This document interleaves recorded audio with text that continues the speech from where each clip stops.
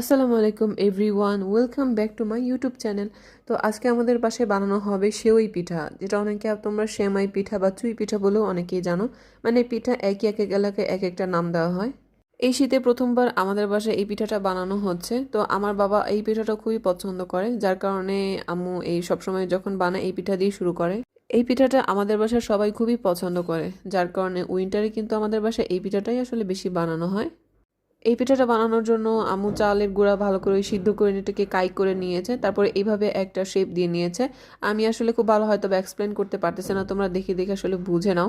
মানে চুই পিঠা বানানোর অনেক পদ্ধতি তোমরা ইউটিউবে দেখবা, কিন্তু আমি মনে করি কি যে এই পিঠা বানানোর যে সনাতন পদ্ধতি, মানে একটু একটু নিয়ে হাতে ঘষে ঘষে বানানো হয়, এটাই হচ্ছে সবচেয়ে মানে ইজি মেথড বানানোর।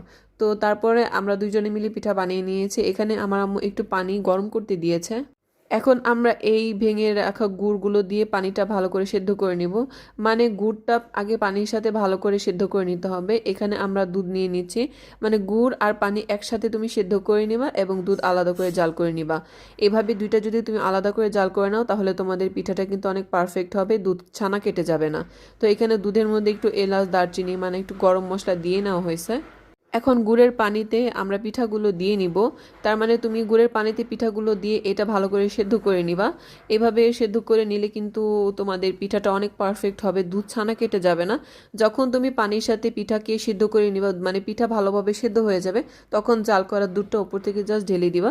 এভাবে কিছুক্ষণ রান্না করে নিলে আসলে আমাদের পিঠাটা তৈরি হয়ে যাবে। মানে তুমি যদি এই পদ্ধতিতে তৈরি করো, তোমাদের দুধ কিন্তু ছানা কাটবে না। আর যদি গুড়ের সাথে দুধ একসাথে মিলে তুমি জাল করো, দুধ কিন্তু ছানা কেটে যাওয়ার পসিবিলিটি থাকে।